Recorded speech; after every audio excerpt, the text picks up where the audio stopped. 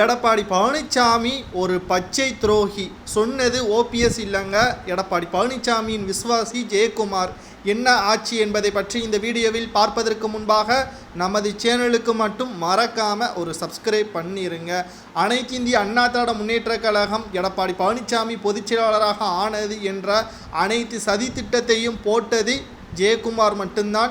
ஏனென்றால் அவருக்கு பக்கபலமாக இருக்கக்கூடியது எடப்பாடி பழனிசாமியாக இருக்க வேண்டும் என்றும் மத்திய சென்னையை எனது மகன் ஜெயதீபன் அவர்களுக்கு ஒதுக்க வேண்டும் என்பதற்காகவும் பல வருடங்களாக எடப்பாடி பழனிசாமி அவர்களுக்கு விசுவாசமாக இருந்து கொண்டிருந்தார். எடப்பாடி பழனிசாமியும் நாடாளுமன்ற தேர்தலுக்கு முன்பாக 6 மாதத்திற்கு முன்பாக உறுதியும் அளித்தார். வட சென்னையே உங்களது மகன் ஜெயதீபன் அவர்களுக்குத்தான், அதில் எந்த ஒரு மாற்று கருத்தும் கிடையாது.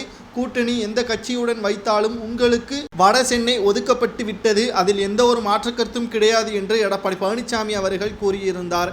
ஆனால் சமீப காலமாகவே எடப்பாடி பழனிசாமி அவர்கள் எந்த ஒரு கட்சியுடன் கூட்டணி வைக்கவில்லை என்று அதிகாரப்பூர்வமாக அறிவித்த பிறகு தனித்து 40 தொகுதிகளிலும் போட்டியிடப் போவதாகவும் தற்பொழுது தொகுதிகளின் பங்கீடுகள் பற்றியான கூட்டணிகள் பற்றியான முடிவுகளையும் பேசுவதற்காக மாவட்ட செயலாளர்கள் கூட்டம், நிர்வாகிகள் கூட்டம் என்று தொடர்ச்சியாக நடத்தி வந்தார். கடைசியாக எந்த ஒரு கட்சியுடன் கூட்டணி இல்லை, 40 தொகுதிகள் தனித்து முடிவு எடுத்துவிட்ட நிலையில் தற்பொழுது வட சென்னையை ஜெயக்குமார் அவர்களின் மகனுக்கு ஒதுக்கப்படாமல் அவரது சமூகத்தை சார்ந்தவருக்கு ஒதுக்கப்பட்டதாகவும் பல கோடி பேரம் பேசப்பட்டதாகவும் தற்பொழுது வெட்டு வெளிச்சத்திற்கு வந்திருக்கிறது.